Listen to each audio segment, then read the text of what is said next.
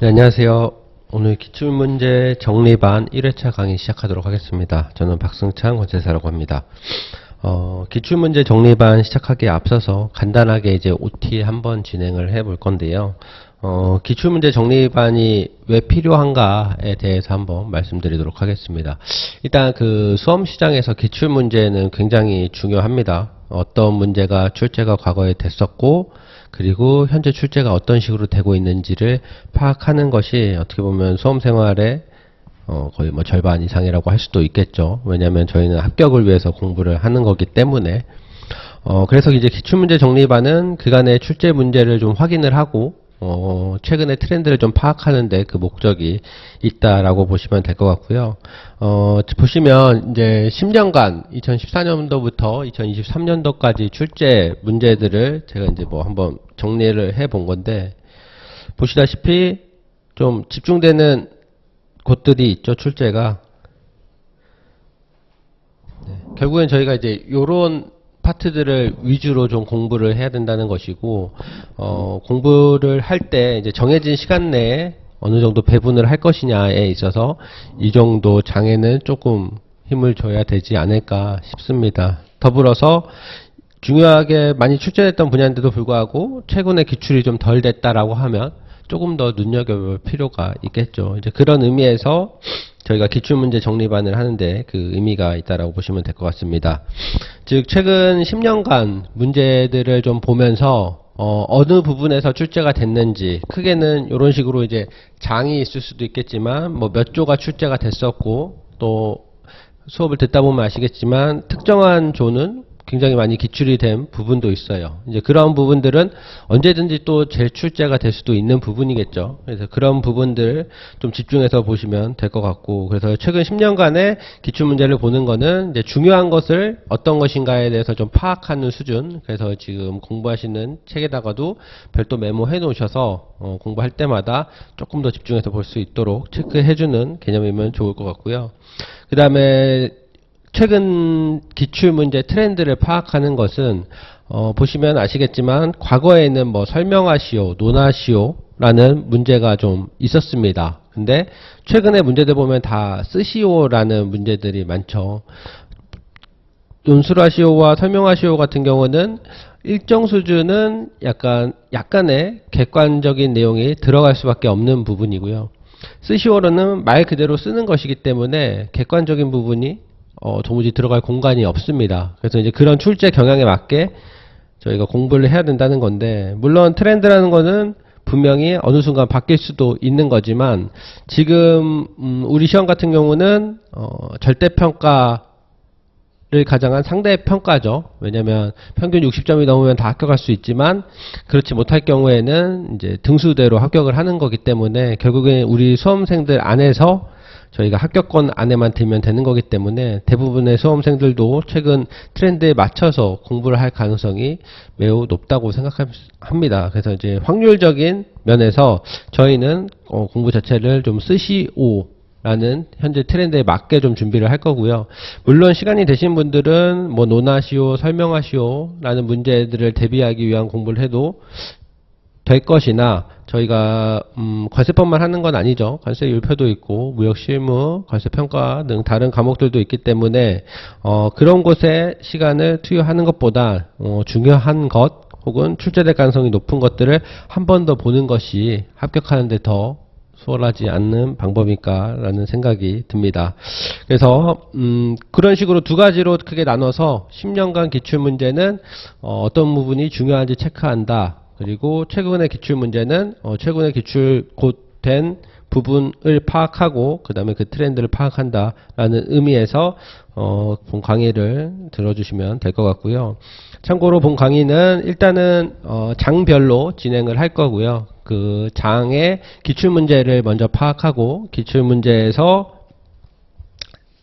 기출된 문제들에 대해서는 저희가 이제 따로 나눠드린 프린트물로 볼 것이고, 그렇지 않은 부분에 대해서는 저희 핵심정리 관세법 책을 가지고 다시 한번 회독하고 체크하는 수준으로 해서 수업을 진행하도록 하겠습니다. 오늘은 1장과 2장을 진행을 할 거고요.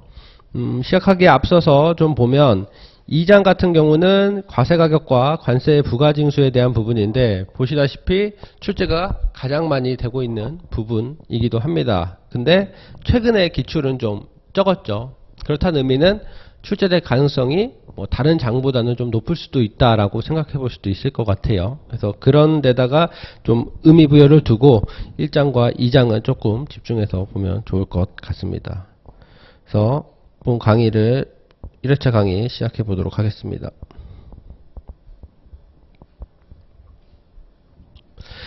1, 2장 기출문제라고 해서 별도 프린트물로 제가 나눠드린 거 있는데 보시면 일단 문제 1번이 이제 2009년, 2번이 10년, 뭐 3번, 4번, 12년 해서 가장 마지막에 기출이 되었던 것이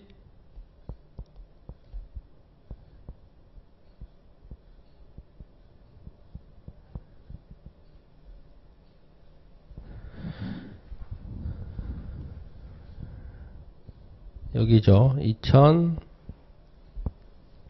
2020년이 가장 마지막에 출제됐습니다. 이제 그렇다는 의미 자체는 앞으로 출제될 가능성이 좀 높다는 부분이고 1, 2장은 아시다시피 1장은 총칙, 2장은 과세가격에 대한 부분인데 거의 뭐 과세가격 관련하여서는 거의 뭐 대부분을 차지하는 부분이라고도 할 수 있습니다. 예를 들어서 뭐 수정, 보정, 그 다음에 뭐 가산세까지 다 여기에 들어가 있죠. 그래서 이런 부분들 좀 체크해서 보면 좋을 것 같습니다. 먼저 문제 1번 보도록 하겠습니다.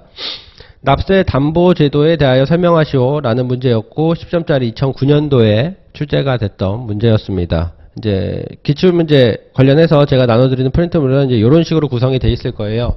일단 문제와 배점, 출제 연도, 그 다음에 답안에 해당하는 법 전문을 별도 기재를 해 놨습니다. 그래서 요거를 책에다가 별도로 표시를 하시면은 좀 도움이 될 거라고 생각을 하고요.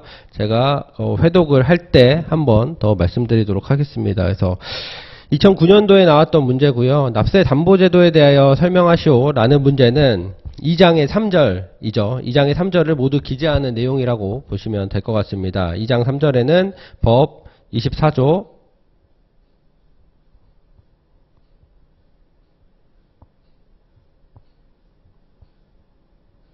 법 24조, 25조, 26조, 26조의 2로 구성이 되어 있죠. 이런 문제 같은 경우는 4개의 조문을 쓰는 건데 배점이 10점밖에 안 되기 때문에 0이나 뭐 규칙이 있다면 걔네들은 제외하고 최대한 법을 빠르게 기술하는 게 가장 중요할 거고요.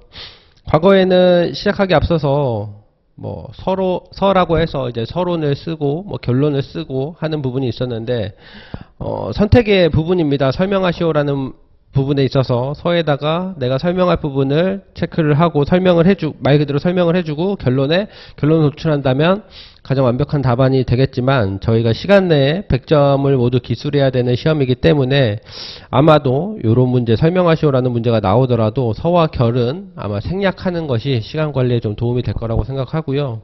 더불어서 서와 결 같은 경우는 최근 시험 트렌드상 굉장히 객관적인 거를 요구하고 있죠. 그런 거에 비하면 서와 결은 어떻게 보면은 채점하기가 쉽지가 않기 때문에 주관적인 내용이 들어갈 수밖에 없기 때문에 아무래도 쓴다고 해도 그게 배점이 될까에 대해서는 저는 이제 물음표라고 생각합니다. 그래서 바로 본론으로 들어가서 24조 담보의 종류부터 25조 담보의 관세 충당, 그 다음에 담보 등이 없는 경우 관세 징수 26조, 담보 해제 26조의 2를 순서대로 기술하면 될 거고요.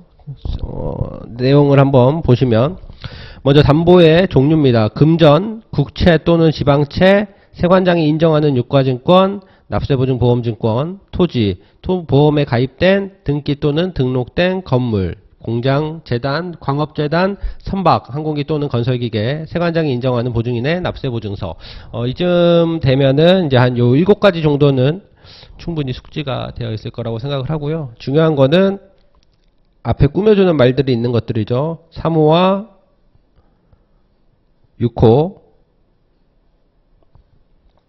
7호 같은 거는 별도로 체크를 해서 보시면 좋을 것 같고, 여기에 4호와 7호는 또 단서 조항이 붙죠. 세관장이 요청하면 특정인이 납부해야 하는 금액을 일정 기일 이후에는 언제든지 세관장에게 지급한다는 내용에 것이어야 한다라는 요건까지 해서 이런 식으로 7가지지만 7가지에 이제 설명하는 내용이 들어가고 추가적인 요건이 있다는 것 같이 체크해 주시면 될 것 같고, 포괄로도 담보가 가능하죠. 납세 의무자는 이 법에 따라 계속하여 담보를 제공하여야 하는 사유가 있는 경우에는 관세청장이 정하는 바에 따라 일정 기간에 제공해야 하는 담보를 포괄하여 미리 세관장에게 제공할 수 있다. 뭐 예를 들어서 월별 납부 같은 게 대상이 되겠죠. 그런 경우에는 포괄 담보도 가능하다는 것. 그래서 처음에 담보의 종류를 설명을 해주고요. 그 다음에 두 번째는 담보가 있는 목적이 관세 충당, 문제가 생겼을 때 관세 충당을 하기 위함이죠. 25조를 기재해 주시면 됩니다. 그래서 첫 번째로 담보의 관세 충당, 금전 충당 시 가산세 면제에 대한 부분을 적어줍니다. 그래서 세관장은 담보를 제공한 납세 의무자가 그 납부 기한까지 해당 관세를 납부하지 아니하면 그 담보를 해당 관세에 충당할 수가 있고요. 금전 같은 경우에는 납부 기한이 지난 후에 충당하더라도 42조를 적용하지 아니합니다. 그래서 요 내용, 뒤에 후단의 내용도 반드시 기술이 필요하고요. 이게 뭐 금전 같은 경우는 또 다른 의미가 있다라는 의미에서 또 체크를 해두시는 것도 방법이겠죠. 2항 세관장은 담보를 관세 충당하고 남은 금액이 있을 때에는 담보를 제공한 자에게 이를 돌려주고 돌려줄 수 없는 경우에 공탁할 수 있다는 내용. 담보 제공자에게 잔금 교부 및 공탁에 대한 부분. 납부 보증 시 보증인에게 잔금 교부에 대한 부분. 납세 의무자가 아닌 자가 관세를 납부를 보증한 경우에는 충당하고 남은 금액이 있을 때는 보증인에게 이를 직접 돌려준다. 그래서 충당에 대한 내용 3가지 기술해 주시면 되고, 세 번째는 26조죠. 담보 등이 없는 경우에 관세 징수에 대해서 기술을 해줍니다. 담보 제공이 없거나 징수한 금액이 부족한 관세 징수에 관한 것은 이 법에 규정된 것을 제외하고는 국세기본법과 국세징수법의 예에 따르고요. 재산의 압류보관 운반 공매에 드는 비용에 상당하는 강제징수비를 징수할 수도 있다는 것. 그래서 26조씩 기재해 주시고, 담보의 해제에 대한 부분입니다. 만약에 이제 관세 및 강제징수비가 납부되었을 때는 지체 없이 담보 해제 절차를 밟아야 한다. 뭐 당연한 내용. 그래서 마무리까지 해서 담보가 어떤 종류가 있고 관세 충당, 담보가 없는 경우 해제까지 해서 쭉 4가지를 서술해 주시면 요 문제는 해결이 될 것이라고 보입니다. 그래서 10점짜리 문제이긴 하지만 과거에는 이렇게 기술할 내용이 굉장히 많았습니다. 그래서 별도로 생각할 시간은 없고 이게 굉장히 기계적으로 기술되어야 할 만큼 암기가 좀 필요한 시대였다라고 생각하고요.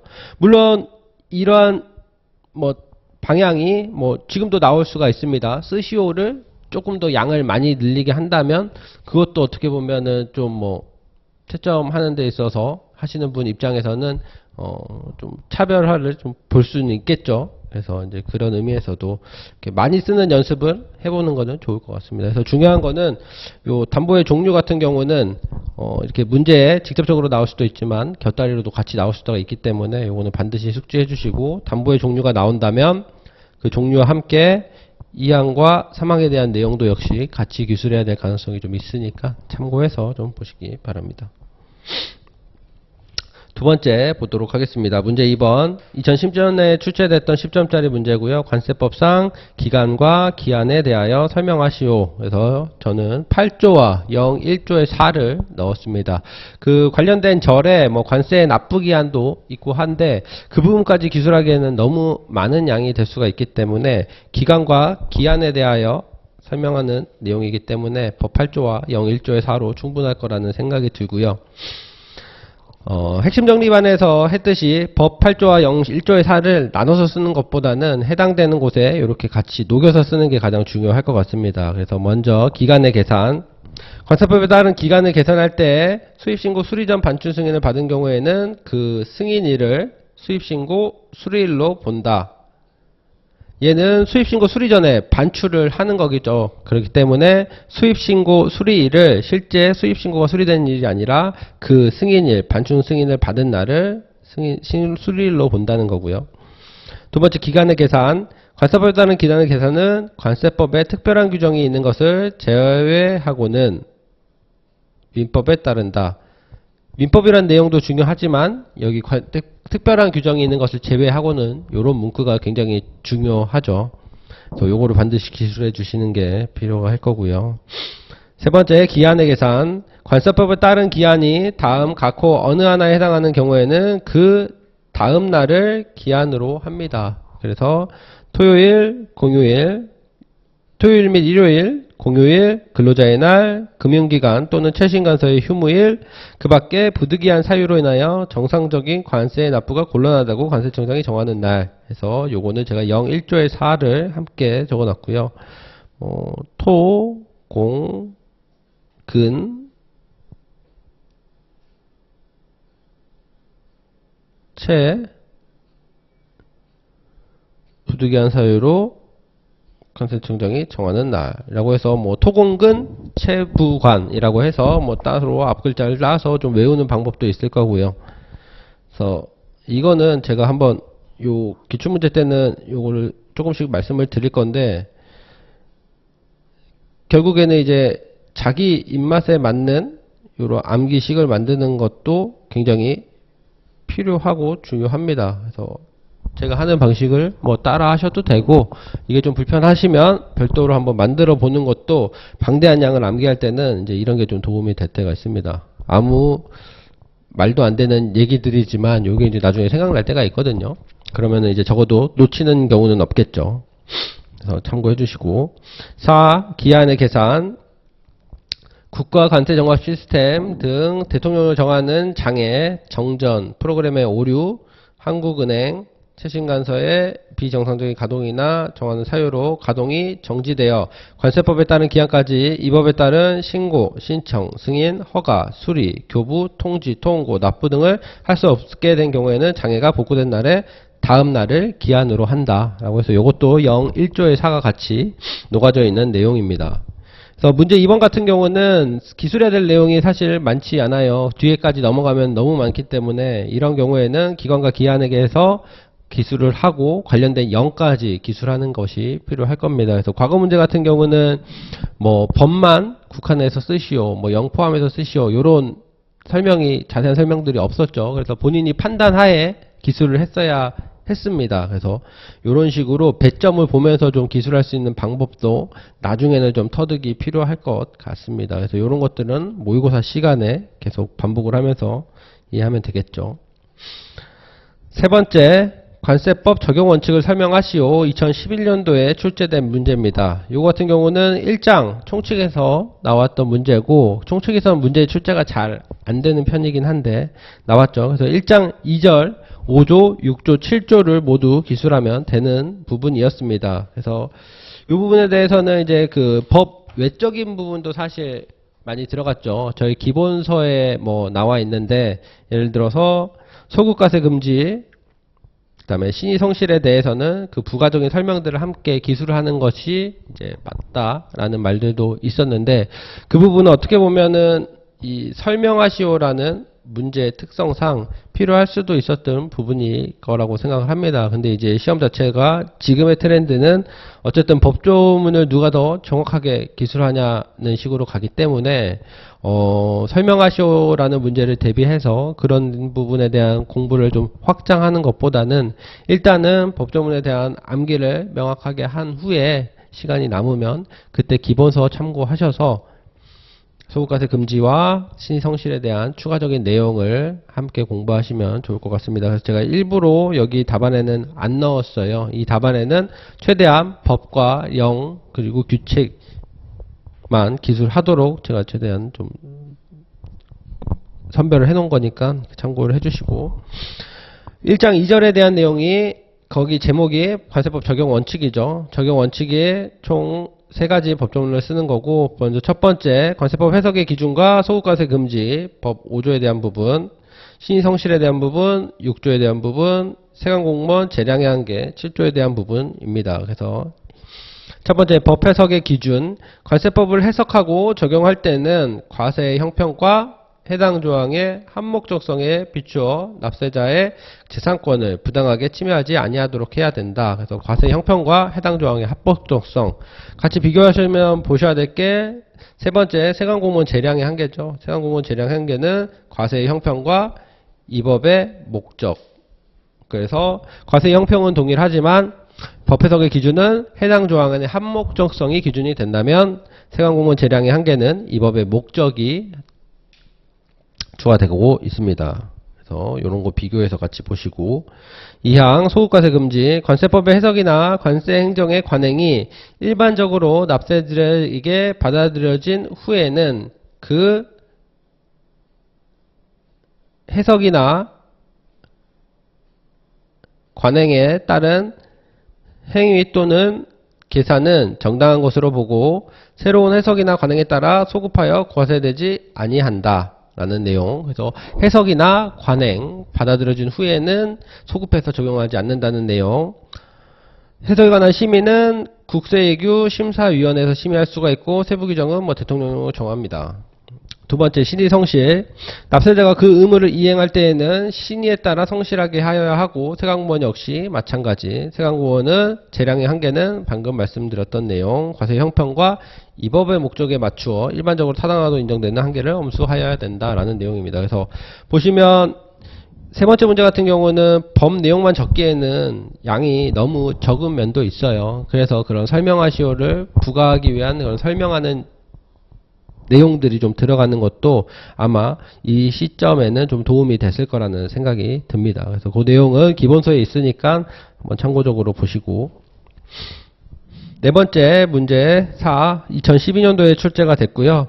관세 가상금 또는 천납 처분비를 납부해야 하는 의무가 소멸되는 경우를 설명하고 첫 번째 관세의 제척기간 중 관세를 부과할 수 있는 날부터 5년이 지나면 부과할 수 없는 경우에 대해 설명하시오. 두 번째, 총 두 가지를 기술하는 거였죠. 10점짜리 문제였고요. 관련된 조항은 20조, 21조, 그 다음에 06조입니다. 그래서 첫 번째 질문이 관세 가상금 또는 체납 처분비를 납부해야 하는 의무가 소멸되는 경우를 설명하는 거죠. 그래서 20조로 납세 의무의 소멸을 설명을 합니다. 관세 또는 강제징수비를 납부해야 하는 의무는 다음 각호 어느 하나에 해당한 때에는 소멸한다 라고 해서 관세를 납부하거나 충당한 때 관세 부과가 취소된 때 21조에 따라 관세를 부과할 수 있는 기간에 관세가 부과되지 아니하고 기간이 만료된 때 22조에 따라 징수권의 소멸시효가 완성된 때 라고 해서 요거는 납충취 만효 이런 식으로 별도로 따서 좀 기재하시면 좋을 것 같고요. 두 번째가 관세의 제척기간 중 관세를 부과할 수 있는 날부터 5년이 지나면 부과할 수 없는 경우에 대해 설명하시오. 요거는 이제 제척기간과 제척기간의 기산일을 기술하면 되겠죠. 그게 법 21조 1항과 06조에 기재가 되어 있고, 그래서 보시면 관세 부과의 제척기간에 대한 내용. 첫 번째, 관세는 해당 관세를 부과할 수 있는 날부터 5년이 지나면 부과할 수가 없다. 다만 부정한 방법으로 관세를 포탈하였거나 환급, 감면받은 경우에는 부과할 수 있는 날부터 10년이 지나면 부과할 수 없다라는 내용. 21조 1항 그대로 기술해 주시면 되고, 제척기간의 기산일, 제척기간의 기산일이 5년이 지나면 부과할 수 없는 경우죠. 기산일 내에 반드시 부과를 해야 되니까. 그래서 그 내용을 06조를 그대로 적어주면, 관세 부과의 제척기간을 산정할 때 수입 신고한 날에 다음 날을 관세를 부과할 수 있는 날로 한다. 요게 원칙이죠. 원칙. 그 다음에 예외가 다만 다음 각호의 경우에는 해당 호에 규정된 날을 관세를 부과할 수 있는 날로 한다 라고 해서 원칙은 수입 신고한 날에 다음 날을 관세를 부과할 수 있는 날로 하지만 예외적으로 아래 5가지 경우는 예외를 두고 있습니다. 그래서 첫 번째, 과세물건 확정 시기에 예외적인 경우에 해당되는 경우에는 그 사실이 발생한 날의 다음 날, 의무 불이행 등의 사유로 감면된 관세를 징수하는 경우에는 그 사유가 발생한 날의 다음 날, 보세 건설장에 반입된 외국 물품의 경우에는 건설공사 완료 보고를 한 날, 특허 기간이 만료되는 날 중 먼저 도래한 날의 다음 날, 과다 환급, 부정 환급 등의 사유로 관세를 징수하는 경우에는 환급한 날의 다음 날, 잠정 가격을 신고한 후 확정된 가격을 신고한 경우에는 확정된 가격을 신고한 날의 다음 날, 다만 정해진 기간 내에 확정된 가격을 신고하지 아니하는 경우에는 해당 기간의 만료일의 다음 날 있습니다. 그래서 요 5가지를 정확하게 놓치지 않으려면 요런 것도 좀 암기식처럼 만드시면 좋은데, 제가 동그라미 친 부분이죠. 예, 감, 건, 이거는 과부환, 잠확, 단.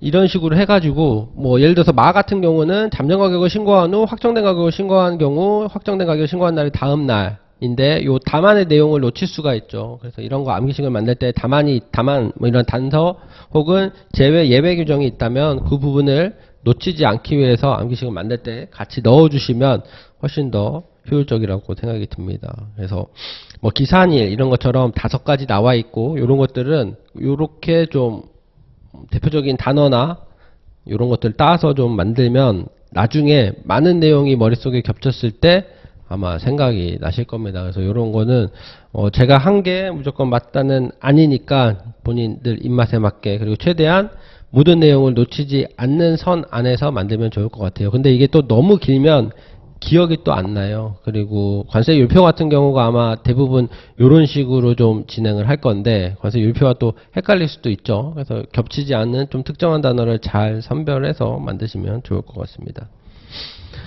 문제 5번. 세관장이 관세법에 의해 부과하는 가산세, 가산금, 과징금에서 2014년도에 출제됐던 문제인데, 요거 같은 경우 제가 법이 개정돼서 그냥 뺐습니다. 요 가산금이 가산세로 다 들어갔죠. 들어간 문제였고, 14년도에 출제된 문제인데, 요런 게 굉장히 어려운 포인트가 됩니다, 사실. 그래서 뭐 가산세와 가산금, 과징금에 대해서 각각의 부과대상, 부과절차, 부과금액 결정, 미납시, 조치사항과 차이점, 부과사유, 요런 거 적는 건 사실 어려운 건 아닌데, 요 뒤에 6조 신의성실과의 관계에 대해서 논하시오, 요런 게 어려운 거예요. 근데 이럴 때는 어떻게 보면 좀 과감한 선택이 필요합니다. 가산세, 가산금, 과징금에 대한 요런 내용을 기술하는 것은 법 내용을 기술하는 거기 때문에 공부를 하셨다면 아마 어렵지 않았을 거예요. 그리고 아마도 대부분의 수험생들은 여기까지만 아마 기술을 했을 겁니다. 그래서 뒤에 신의 성실과의 관계에 대해서 논하시오, 여기에 대해서 너무 꽂혀가지고 앞에 거를 기술하는데 좀 소홀하다면 아마 떨어졌을 것이고, 뒤에 논하시오를 아예 배제해버리고 앞에 부분 쓰는데 좀 집중을 했다면 아마 적정한 점수를 받아서 합격했을 거라고 생각이 들어요. 이게 전체 답을 관세평가처럼 답을 맞추지 못하면 점수가 안 되는 문제가 아니잖아요. 총 50점의 배점에서 요 논하시오라는 부분은 하나 둘 셋 넷 해서 한 10점, 많아야 10점 아니면 그보다 적었을 거라고 예상이 돼요. 그럼 과감히 이런 건 조금 아웃시키고 자신이 쓸 수 있는 거에 좀 집중을 하는 것도 어떻게 보면 약간 노하우 같은 거라고 볼 수 있을 것 같습니다. 그래서 혹시 트렌드가 바뀌어서 이런 문제가 나오더라도 당황하지 마시고, 지금은 이제 50점짜리도 아예 문제도 없기도 하지만 혹시 뭐 20점, 10점짜리 문제에 뭐 요런 내용이 들어갔다면 아, 이거는 다 같이 못 쓰겠구나, 그럼 나는 쓸 수 있는 걸 더 잘 쓰자 라는 방향으로 가면 아마 덜 당황하시고 문제를 쓰는데도 수월할 거라는 생각이 듭니다. 그래서 이제 그런 돌발 상황에 좀 대처하는 것도 어떻게 보면은 실력이죠. 그래서 그런 건 제가 기출문제 강의 때 이런 거 말씀드릴 테니까 그런 좀 마인드 컨트롤도 좀 할 수 있는 것도 한번 체크해 보시기 바랍니다. 그래서 문제 5번은 법 개정 사항이라 제가 이제 제외했다는 거 말씀드리고, 여기 5번이 시사하는 바는 명확하죠. 내가 공부하지 않은 것이 나왔을 때는 당황하지 말고 내가 공부한 것만 좀 제대로 쓰려고 노력하자가 포인트가 될 것 같습니다. 문제 6번 2015년도 50점짜리 문제죠. 그러니까 보시면 이 장에서 2014년도, 2015년도 연속으로 50점짜리가 출제가 됐어요. 굉장히 중요하다고 볼 수 있는 부분이죠. 이때는 50점짜리 문제가 있었기 때문에. 그래서 그만큼 이 장의 중요성은 뭐 따로 말씀드릴 필요가 없고요. 문제 6번 2015년도 50점짜리 문제를 보면 관세법상 과세 요건을 간략하게 설명한 후 납세 의무자에 의 원칙적 납세 의무자, 특별 납세 의무자, 경합 납세 의무의 확장 및 취지에 대하여 논하시오라는 문제였습니다. 요 5항과 6항은 같이 보면 될 거고요. 그래서 법 14조, 15조, 19조, 83조, 102조, 105조, 107조, 107조, 109조를 기술하는 내용인데 요게 이제 지금은 제가 2장에다 넣어놨지만 사실 83조, 102조, 105조, 107조, 109조까지 내용이 들어가야 요 납세 의무의 확장을 설명할 수가 있는 부분입니다. 그래서 요렇게 묶어서 출제가 될 수도 있는 부분이에요. 왜냐하면 납세 의무자에서는 제가 기본반 그리고 핵심 정리반에서 말씀을 드렸듯이 납세 의무자가 19조에만 딱 국한돼서 나와 있는 게 아니고 83조나 102조, 105조 같은 곳에 흩어져 있는 것들이 있어요. 요거는 이제 그걸 다 묶어서 출제가 된 부분이었기 때문에 아마도 83, 102, 105, 107조, 109조를 놓쳤다면은 점수를 온전히 받지는 못했겠죠. 19조야 모두 다 아마 다 잘 썼을 내용이기 때문에 뭐 물론 지금 2015년 기준으로 해서 현재 기준으로 보면 19조가 조금 개정이 돼서 내용이 좀 많아지긴 했습니다. 그럼에도 불구하고 요 시점을 보면 19조를 아마 못 쓰는 사람은 없었을 거라고 생각이 들어요. 이제 그만큼 변별이 83조, 102조, 19조 외에 납세 의무자에 설명한 부분에 대해서 아마 들어갔을 거라 생각하고요. 마찬가지 납세 의무의 확장 및 취지에 대하여 논하시오라는 문제에 있어서도 만약에 취지를 잘 모르겠다라고 하면 적어도 내가 아는 내용을 다 기술하는 내용 것이 선행이 돼야 될 것이고 확장 및 취지에 대해서는 그냥 상식적으로 생각을 해봐도 채권 확보 수단이죠. 납세 의무를 확장한다는 자체가 납세 의무자가 없어도 다른 사람을 통해서 관세나 등등의 납세 의무를 지우겠다는 것이기 때문에 이거를 달리 생각해보면 채권 확보의 취지가 될 겁니다. 그래서 그런 거는 좀 계속 공부를 하다 보면 뭐 담보나 이런 것도 다 채권 확보 수단 이런 식으로 아마 또 자연스럽게 공부하는 부분이 있을 거예요. 그런 거는 좀 그때 맞게 서술하시면 될 것 같고 일단 예를 들어 뭐 취지를 모르겠다라고 하면 적어도 나머지 부분에 대해서는 명확하게 기술을 할 수 있어야 될 겁니다. 특히나 19조 같은 경우는 가장 중심이 되는 조항이기 때문에 만약에 19조를 기술하지 못했으면 아마 점수가 굉장히 낮았을 거라는 생각이 들어요. 그래서 첫 번째 문제가 과세 요건을 간략히 설명하는 거였죠. 그래서 관세법상 과세 요건, 과세 물건에 대해서 14조, 과세 표준에 대해서 15조, 납세 의무자 세율에 대해서는 별도 법에서 규정하고 있지 않습니다. 그래서 이런 내용 적어주셔야 되는데 첫 번째 과세 물건, 수입물품에는 관세를 부과한다. 과세 표준은 수입물품의 가격 또는 수량으로 한다. 라는 15조 내용 적어주시면 되고 납세 의무자는 국가에 대하여 세액을 납부해야 할 법률상 의무를 지는 자를 말하고 세율이란 과세 표준에 대하여 납부해야 할 세액의 비율을 말한다 라는 기본적인 내용을 좀 기술해 주시면 될 것 같습니다. 만약에 이제 이런 게 어렵다라고 하면 뭐 이런 표현은 이제 제가 쓴 표현인 거고 별도로 납세 의무자에서 아예 대해서 혹은 세율에 대해서 요런 의미가 들어갈 수 있도록 기술을 했다면 요거는 법에 있는 내용이 아니기 때문에 별 문제가 없는 아마 득점이 됐을 거라고 생각이 듭니다. 그래서 첫 번째 질문이었던 과세 요건을 간략히 설명하는 부분 이런 식으로 좀 서술해 주시고 두 번째가 이제 메인이죠. 납세 의무자의 의, 원칙적 납세 의무자, 특별 납세 의무자, 경합, 확장 취지에 대해서 기술하는 거를 이제 두 번째 목차로 잡고 쓰시면 될 것 같습니다. 그래서 첫 번째 질문 의에 대한 부분.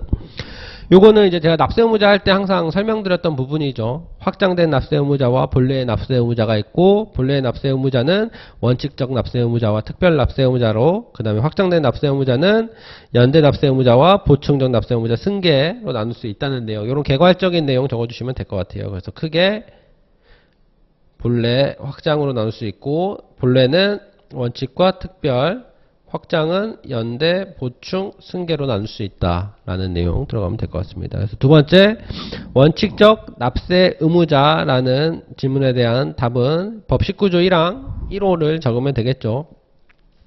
수입신고를 한 물품인 경우에는 그 물품을 수입하는 때 화주를 원칙적 납세 의무자로 하고 그 화주가 불분명할 때에는 아래 3명을 원칙적 납세 의무자라고 합니다. 위탁받아 수입업체가 대행 수입한 물품인 경우에는 위탁한 자, 그 물품이 아닌 경우에는 상업서류, 송품장, 선화증권, 황금원서에 적힌 물품 수신인. 요 내용도 같이 적어주면 좋겠죠. 송품장, 선화증권, 황금원서장.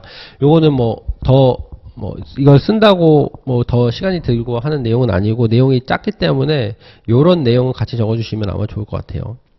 세 번째, 수입신고 전에 양도한 경우에는 양수인. 그냥 양도한 경우라고 쓰면은 안 돼요. 수입신고 전에 양도한 경우라고 명확하게 기술을 해야 되죠. 요런 디테일이 아마 득점에 좀 차이가 있을 거예요.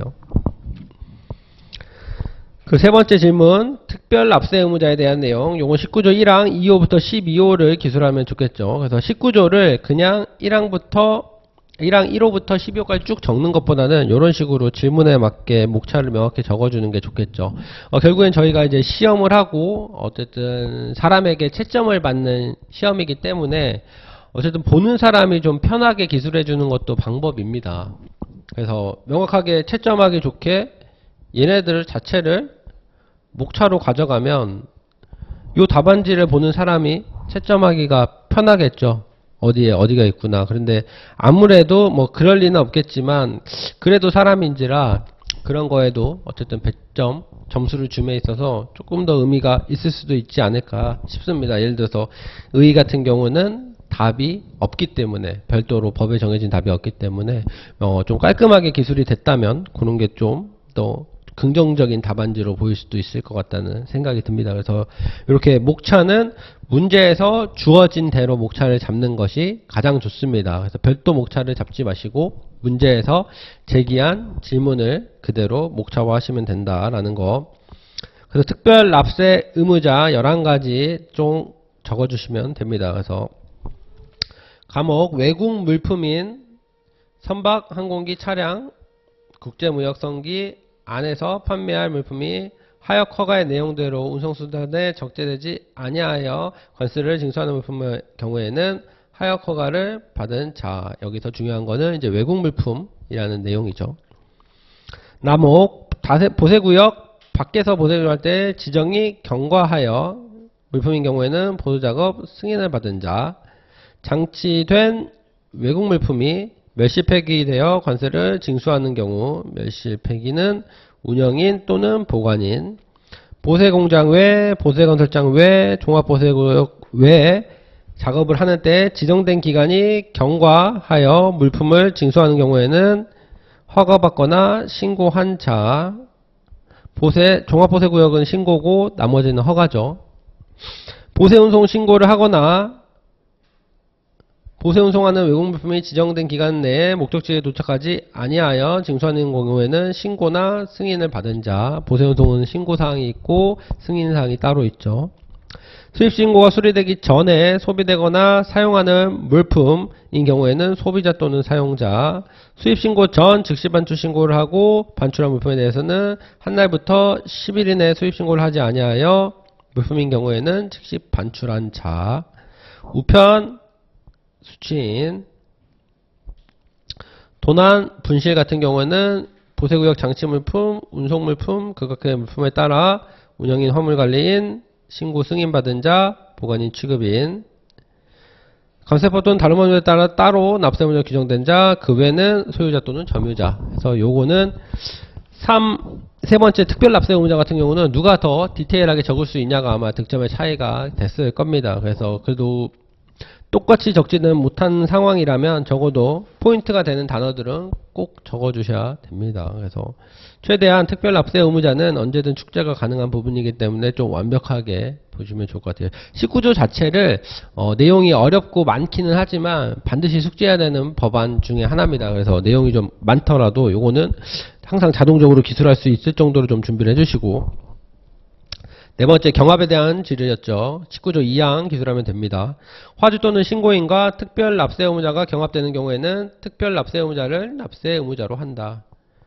요게 비록 한 줄이지만 얘도 거의 동등한 배점을 갖고 있었을 거예요. 그래서 이게 실제 법안하고는 좀 법문하고는 차이가 있죠. 근데 요렇게 적어도 특별 납세 의무자라는 표현을 하면서 좀 단축해서 적어도 문제가 없는 부분이기도 하고 오히려 이게 더 이해가 쉬운 부분이기 때문에 기술은 이렇게 해주시면 될 것 같고, 마지막 납세 의무의 확장 및 취지에 대한 부분입니다. 그래서 첫 번째 확장 취지에 대해서 적어주면 관세를 징수할 수 없는 경우에 관세 채권 확보를 위하여 일정 관계에 있는 자에게 납세 의무를 부과하는 것을 말하고, 이는 조세 채권을 보존하고 조세 징수 확보, 사법조세 교란을 최소화하기 위함이다. 아마 여기서 포인트가 되는 단어는 아마 관세 채권 확보라는 단어였을 것 같아요. 그래서 먼저 확장 및 취지에 대해서 설명을 해주고 그 확장에 대해서 이제 쭉 아래에다 기술을 해줍니다.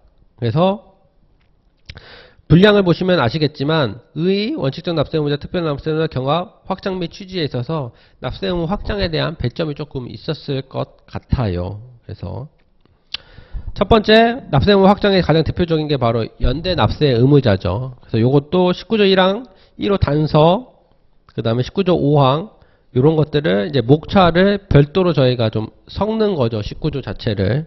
그래서 수입신고가 수리된 물품 또는 수입신고 수리 전 반출 승인을 받아 반출된 물품에 대하여 납부하였거나 납부하여야 관세액이 부족한 경우에는 해당 물품을 신고한 때의 화주의 주소 및 거소가 분명하지 아니하거나 명백하지 못하기 때에는 신고인이 연대하여 관세에 납부를 한다. 첫 번째 연대 납세 의무자는 이제 신고인입니다. 그래서 19조 1항 1호 단서의 내용을 첫 번째로 넣었고요. 두 번째는 연대 납세 의무자 관련해서 19조 5항의 내용이죠. 수입신고 물품이 공유물이거나 공동사업에 속하는 경우 공유자나 납세 공동사업자인 납세 의무자, 수입신고인이 수입신고를 하면서 수입신고하는 때 화주가 아닌 자를 납세 의무자로 신고한 경우에는 수입신고인 또는 납세 의무자로 신고된 자가 포탈, 부정감면, 변제를 저지르거나 유죄 확정을 판결을 받은 경우에는 물품을 수입신고하는 때에 화주와 신고된 자가 연대납세 의무를 집니다. 다만 이득이 없는 경우에는 신고된 자는 제외를 하죠. 그래서 이것도 내용이 길밀다만 디테일한 내용 최대한 괄호 내용까지 쓸 수 있도록 준비해 주시고, 세 번째가 이제 구매 대행업자죠. 구매 대행업자가 화주로부터 수입물품에 대하여 납부할 관세 등의 상당한 금액을 수령을 하고 거짓으로 제공한 경우에는 구매 대행업자, 화주가 둘 다 연대 납세 의무자를 집니다. 그래서 구매 대행업자가 추가가 됐고, 자가사용 물품을 수입하는 위임에 따라서 뭐 이런 내용 한번 보시고, 중요하지 않아서 말씀드리는 게 아니라 뭐 설명드릴 내용이 없는 거고 반드시 기술은 필요한 부분입니다. 특별 납세 의무자가 2인 이상인 경우는 그 2인 이상의 납세 의무자, 분할 법인 등 연대 납세 의무자 19조 6항의 내용 적어주시고, 분할납부 승인을 받은 법인의 연대 납세 의무라고 해서 이제 여기가 떨어져 있는 것들이 나오죠. 107조 6항에도 관세 분할납부 승인을 받은 법인이 합병, 분할 합병된 경우에는 합병, 분할 합병에 회 존속하거나 설립된 법인이 연대하여 관세 납부를 하여야 한다라는 107조 6항의 내용을 적어 주셔야 되고, 연대 납세 의무에 대해서는 19조 7항의 민법 규정 준용에 대한 부분이 있고, 납세 보증자에 대한 부분, 보증자는 보증에게 범위에서 의무를 지고, 죄송합니다. 승계는 국세 기본법을 준용해서 승계를 하고, 2차 납세 의무자, 국세 기본법 역시 준용하고 2차 납세 의무자인 청출법사는 담보에 제공된 것이 없고 납세 의무를 이행하지 아니한 경우에 납세 의무를 집니다. 바, 양도 담보권자의 물적 납세 의무. 이것도 요건들이 막 있는 거였죠. 납세 의무자가 관세, 가산세 및 강세 징수비를 체납한 경우 그 납세 의무자에게 국세기본법에 따른 담보자산이 있을 때에는 그 납세 의무자의 다른 자산에 대하여 강제 징수를 하여도 징수하는 금액에 미치지 못하는 경우에만 국세징수법을 준용하여 양도 담보재산으로서 관세, 가산세, 강제 징수를 징수할 수가 있고, 납세시 인고일 전에 담보의 목적이 된 양도 담보세는 그러지 아니하다. 그래서 이 단서 조항까지 같이 적어주시면 좋을 것 같고요. 4. 용도세율 물품이라고 83조 3항에 있었던 부분이죠. 용도세율 적용 물품을 사후관리 기간에 용도 외의 다른 용도에 사용하거나 그 용도 외의 다른 용도에 사용하는 자에게 양도한 경우에는 해당 물품을 특정 용품 용도 외에 사용한 자 또는 그 양도인으로부터 특정 용도에 사용할 것을 요건하지 않은 세율에 따라 계산한 관세액과 해당 용도세율 계산한 세액 상당한 관세를 즉시 징수하고, 여기죠. 양도인으로부터 해당 과세를 징수할 수 없을 때는 양수인으로부터 즉시 징수한다. 이게 연대납세 의무 갖고 있는 거라 보시면 되고, 단서 규정. 다만 멸실 승인 폐기 그러하지 아니하다라는 내용. 유사한 내용이 조건부 감면물품 102조 2항에도 있었죠. 그래서 쭉 내용 거의 유사합니다. 용도세율하고. 자, 분할납부, 승인물품의 양수인 등 여기도 유사한 내용이 있었죠. 근데 여기에는 특이하게 단서 조항이 없었습니다. 여기 다만 재해나 그 밖에 부득이한 사유로 그러하지 아니하다는 내용이 없었고, 105조 2항의 시설 대여업자 감면하거나 분할납부 승인을 받는 대여 관세를 징수하는 경우에는 납세 의무자인 대여시설 이용자로부터 관세를 징수할 수 없을 때에는 시설 대여업자로부터 징수한다라는 내용. 카목 다른 법령 등에 의한 감면물품 역시도 양도인으로부터 징수할 수 없을 때는 양수인으로부터, 그 다음에 단서 조항이 있고요. 그래서 여기까지 적어주는 게 요 답안이었습니다. 보시면 내용이 정말 어마어마하게 많습니다. 그래서 어떻게 보면은 요 내용을 다 기술한 사람이 있었을까라는 생각이 들기도 하지만, 그럼에도 불구하고 저희가 이제 모의고사나 이러한 이제 과정들을 거치면 이런 것들은 또 기술적으로 좀 또 습득이 돼요. 최대한 짧은 시간에 모든 내용을 기술하려는 것. 물론 지금은 과연 내가 이걸 다 쓸 수 있을까라는 생각이 들 수가 있지만, 이제 그때 되면은 시간이 부족해서 못 쓰는 경우들이 생깁니다. 이제 그만큼 머릿속에 들어있는 내용들은 많고, 그거를 또 빨리빨리 기술하는 것들이 또 필요하고, 그게 또 일종의 스킬이기 때문에 아까 말씀드렸듯이 좀 앞 두문을 따서 외우는 것, 그래서 빨리빨리 생각이 나서 쓸 수 있게 하는 것도 하나의 방법이지 않을까 싶습니다. 그래서 문제 6번째까지 봤고요. 문제 7번은 잠시 쉬었다 보도록 하겠습니다.